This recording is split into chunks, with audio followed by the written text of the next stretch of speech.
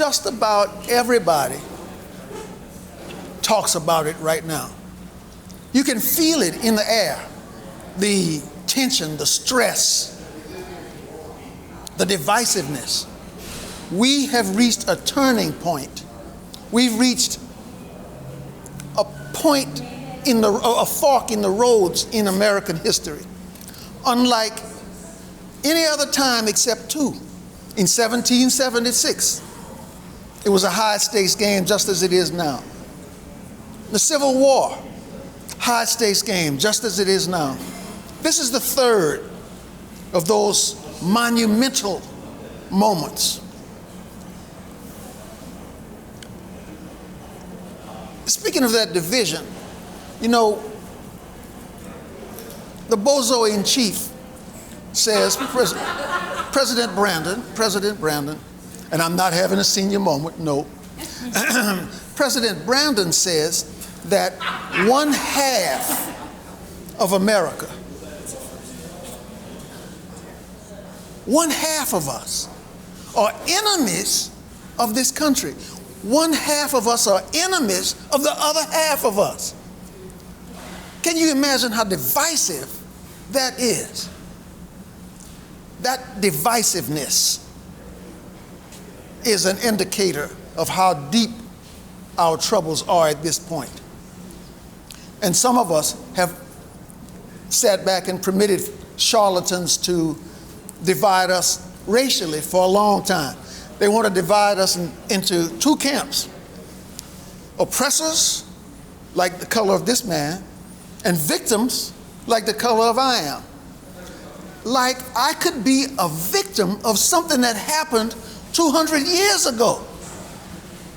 They want to paint me as some whining, incompetent pussycat, unable to compete, to thrive, to survive in today's world.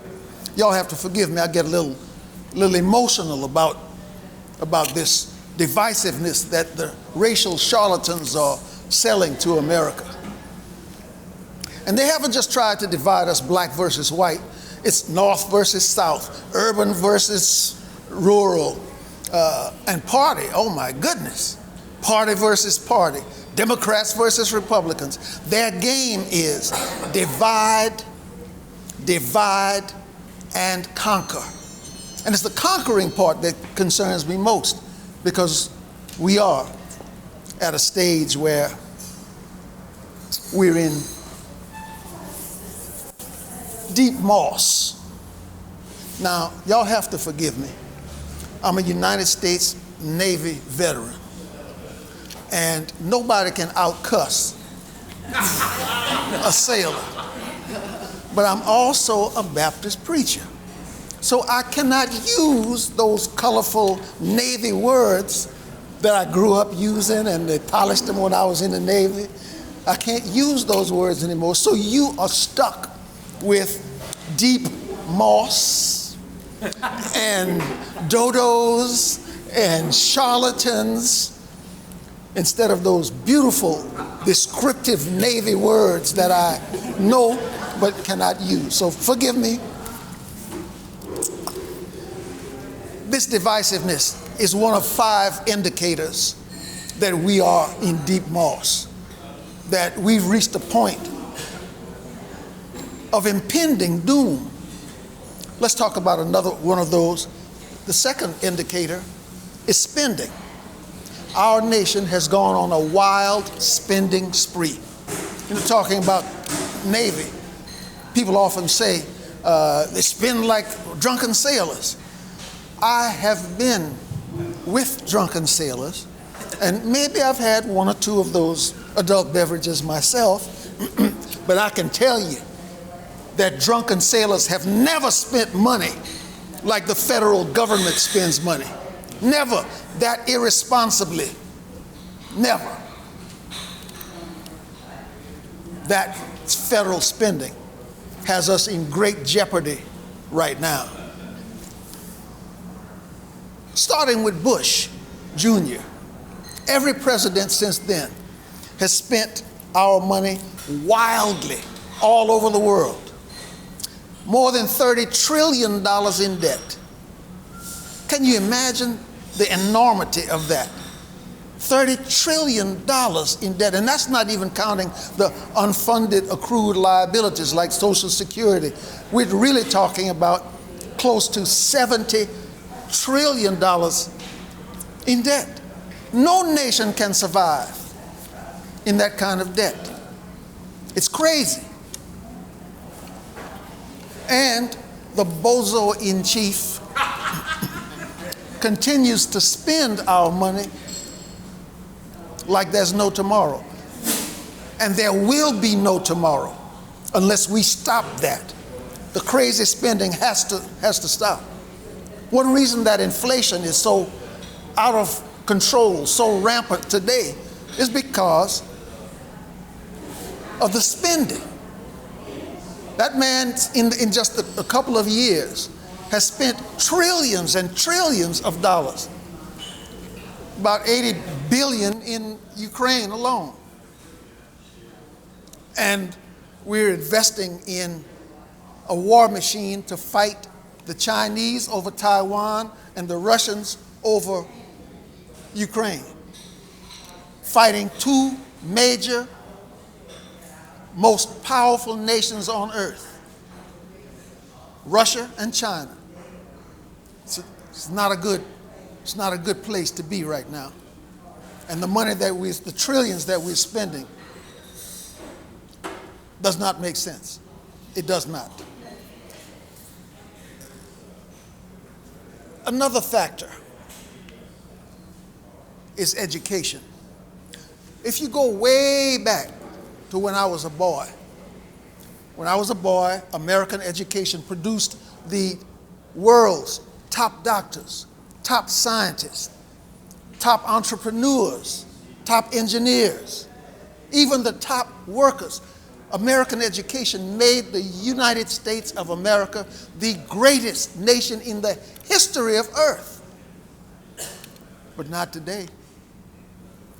Today, our hospitals are run by foreign doctors and foreign nurses. Even our computer systems are run by foreign computer engineers and IT experts. And while foreigners come and run America, our schools produce more dropouts, drug dealers, and single mothers. More dropouts, drug dealers, and single mothers, and you can check the figures, than we produce doctors, lawyers, and engineers. That's a fact. The third, and they graduate. We have people who graduate from high school. They cannot read, write, or compute at grade level, and they cannot even give you correct change for a cheeseburger. It's true. My son-in-law and I were at McDonald's not long ago, and the guy sold us our food, and I gave him the money. And I gave him like a $10 bill and 27 cents, and he had to make the computation to give me back my change. He could not, I'm telling you the truth, I'm not making this up, this is not some kind of story. Old folks tell a lot of stories, particularly us old folks from Cajun country. I'm not telling you a story. This is the truth. The man said, after he tried and played with it for a while, he gave me back the money. He said, look, just take it, go. That's the truth. Sad, sad story, commentary on American education. Another indicator of impending doom is immigration. We have always been a welcoming people, all of my life. But today, our nation is being overrun by millions and millions of persons who are unprepared to be Americans, who are unprepared to contribute, who are overrunning our education system. healthcare system, social services systems, Social Security, for example. And I've been paying into Social Security since I was 15 years old, and that's almost 65 years. And now they're telling me that in 10 or 12 years, the money that they've taken out of my pocket all of those years is no longer, our contract is no longer valid. We're going to run out of money.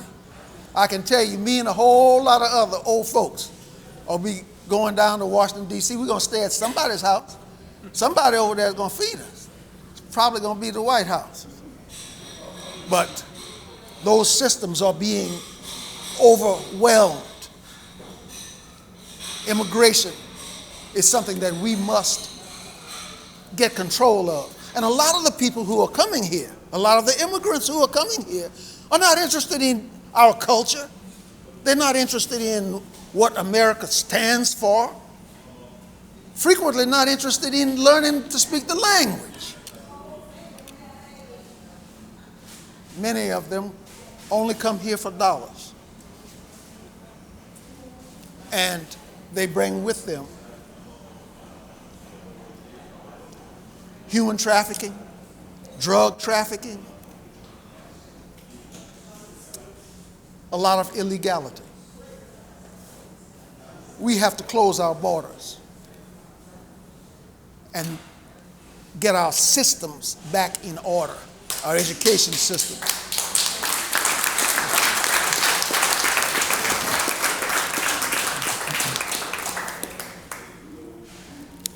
And talking about crime, crime is another one of those 5 factors of impending doom.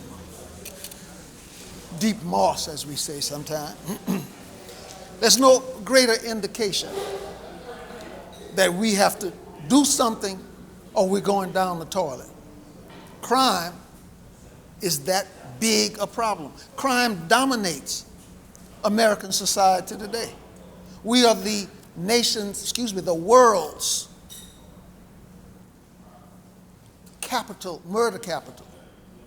No more, it's safer to walk down the street of Afghanistan than it is to walk down the street of New Orleans. This is sad. Dominated, our nation is dominated by crime.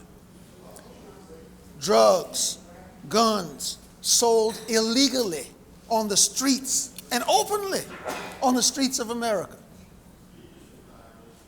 I could go out 10 minutes from here and buy an AK-47 and a batch of fentanyl. We cannot survive with that level of crime. Young woman, 2 o'clock in the morning, coming from work, going to her house, gets to a train stop, train comes, some thugs come out and start shooting. They kill her. Don't know whether it was a carjacking or a robbery or what it was, but she's dead. This will continue until we get tough on crime. This will continue until we elect prosecutors who are tough, who have the courage to do what's right for us, to prosecute people. And when they're prosecuted, we have to be able to put them into real prisons. And of course, we have to be able to put them into the electric chair when they do improper things like they did to this young woman.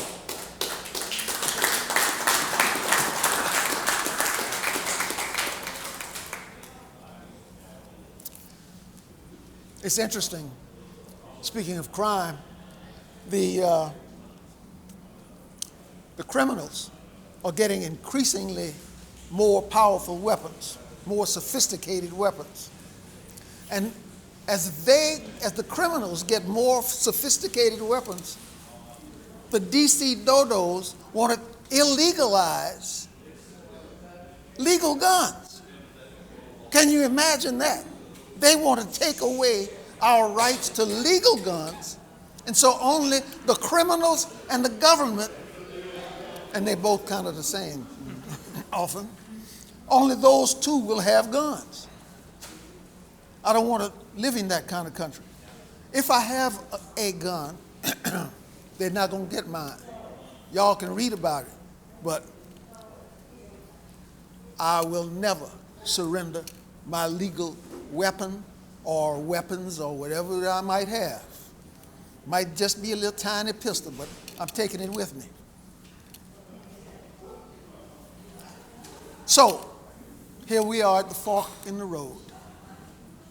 Here we are at the turning point, and we must make some decisions. We who are here in this room have to decide what kind of America we are interested in, what kind of America we want over the next 50 years, what kind of America we want to leave to our grandchildren. Both those young men have given me grandsons and granddaughters, and I'm concerned about what the world will be like for them. The America that I grew up in, the America of opportunity, of freedom, will no longer be here. So are we going to continue what's going on? Are we going to let the DC politicians keep spending us into defunding the police, spending our money all over the world? Are we going to continue to let that happen? I suggest two things. I'll leave you, as Baptist preachers say, I'm going to wind up now. I'll leave you with two recommendations. The first is that you reach out, each one of us, and convince some people who don't normally vote with us. We've got to find some non-conservatives and find them and talk to them and convince them that these indicators are telling us that we're in trouble, we're in deep trouble. We have to do something about the direction of America. And if we don't, their America, your America, and my America, but especially their being the person that you're talking to, that person that you're convincing to come on board. These 5 indicators will break or make America. They have to understand that they have skin in this game, just as we have. My second recommendation is that we must find, recruit, support, vote for politicians, representatives who have the courage to stand up, who have the coconuts, who love God, love America, and have the common sense to represent we, the people of the United States of America. Thank you for letting me be here with you. Thank you. Thank Great. So, as I've said, Elbert has come here, our great friend Senator Guillory has come here about once a year for the past. We gave him the award, you may remember, the Hero of Home Defense Award, and he deserved it twice over. Thank you. And then he came again, and we gave him a little different kind of award because he's a man of many talents. So I think the second award, I think, was Lifetime Achievement Award that we gave to Senator Guillory. That's right. Well, wait, like on TV, there's more. But wait, there's more. Don't call your name. And then he came and we gave him a third award, if I remember correctly. I think it's Soldier of Civilization or something along those lines. Am I right? Yes. And that was the third award.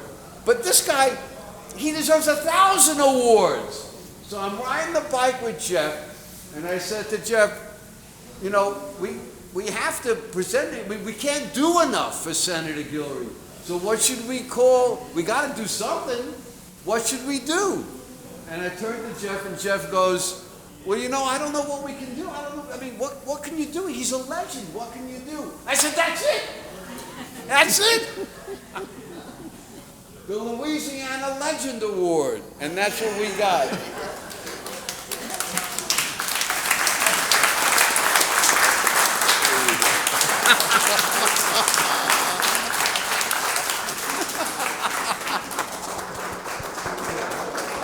Thank you for coming. Let's get a good shot.